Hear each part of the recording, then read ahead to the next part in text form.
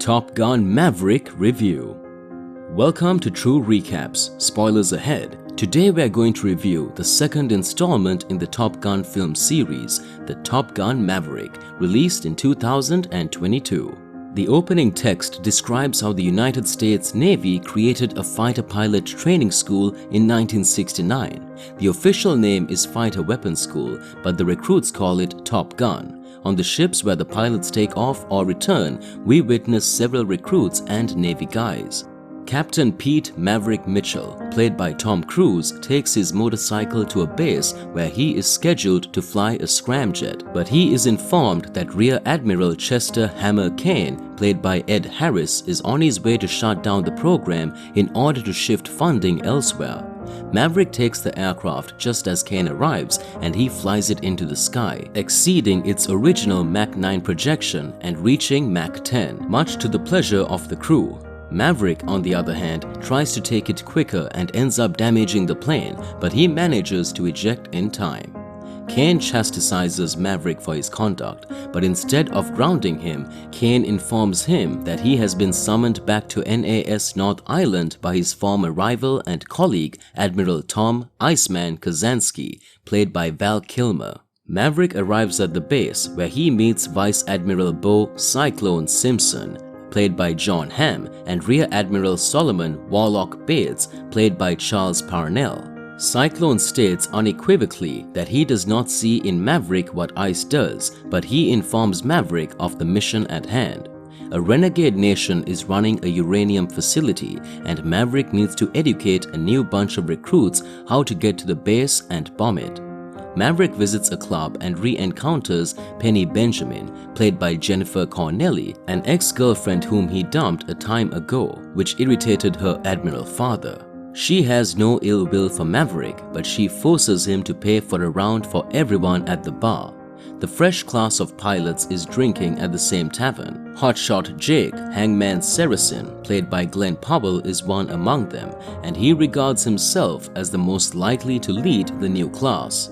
There is also Natasha Phoenix Trace, played by Monica Barbaro, Robert Bob Floyd, played by Louis Pullman, Ruben Payback Fitch, played by Jay Ellis, and Mickey Fanboy Garcia, played by Danny Ramirez. Bradley Rooster Bradshaw, played by Miles Teller, son of Maverick's late closest friend Goose, arrives seconds later. Penny has Hangman and Payback playfully push Maverick out after his card is declined. Outside, Maverick sees Rooster playing the piano and thinks of Goose, but he still feels guilty about Goose's death. Later, Maverick meets with the pilots to introduce himself and discuss the operation. Maverick's plan to knock out the facility entails two jets destroying the entrance to the facility before hitting the base itself, due to its location deep at the bottom of a canyon. Some of the pilots, such as Hangman, are not present. Rooster resents Maverick for withdrawing Rooster's application and delaying his career by 4 years. Maverick then continues with the dogfight exercises with the pilots, demonstrating his ability to annoy the younger crew. Pilots who fail their exercises are compelled to perform push-ups. Hangman later finds Rooster's link to Maverick. Maverick returns to the bar to repay Penny what he owes her. He then spends the afternoon with her on her yacht, and there is clearly still chemistry between them. Maverick explains to the pilots in the next set of exercises how they may lose oxygen and awareness if they fly too high, and reminds them of how high and low they will need to go when carrying out their mission. Rooster is seen to take a more careful approach to flying during the activity. Hangman brings up Maverick's bond with Goose, prompting Rooster to almost assault Hangman, but the other pilots separate them. Ice requests that Maverick pay him a visit. He has throat cancer and can only converse through a computer. Maverick expresses his worries about working with Rooster, fearing the same thing happened to Goose. Ice advises him that he must collaborate closely with Rooster, and he tries to communicate with Maverick and warn him that the young pilots require him more than he realizes.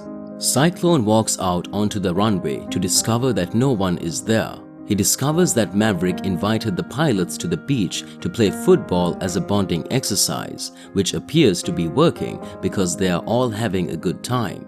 Maverick later takes Penny out and tells her that he pulled Rooster's application since his mother begged Maverick to watch after him before she died.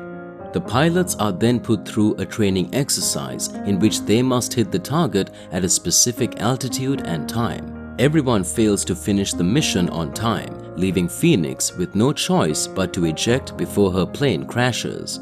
Maverick criticizes Rooster for how he manages his exercise, which leads to an argument about Maverick impeding Rooster's flying career.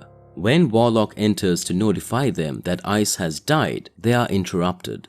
Days later, a funeral is held for him with Maverick, Penny, and the other pilots in attendance. Maverick's instructional duties are taken over by Cyclone. When he suggests a different approach, the other pilots appear to be skeptical. Outside, the radars locate Maverick flying his aircraft to finish the practice, where he is able to fire at the ground target with seconds to spare, impressing all of the pilots including Hangman.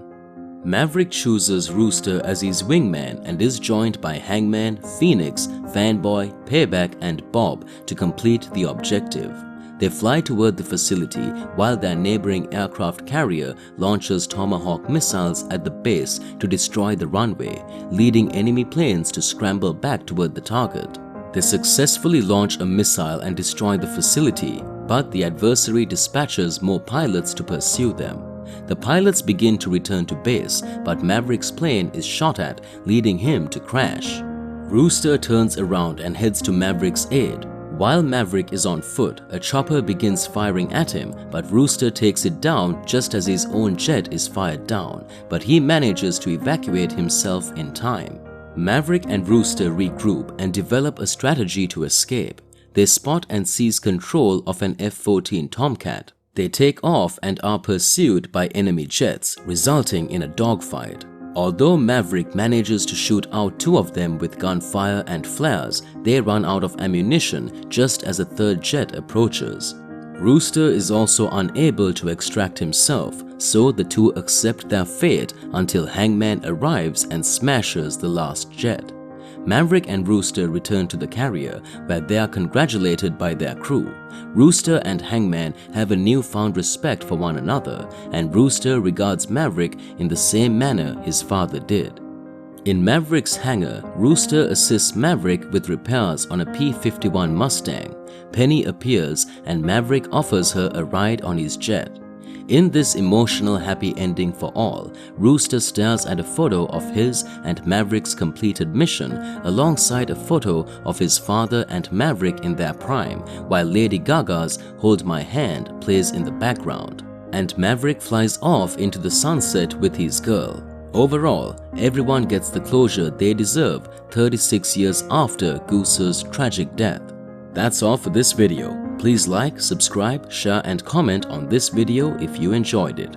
I'll see you in the next video. Till then, take care and thanks for watching.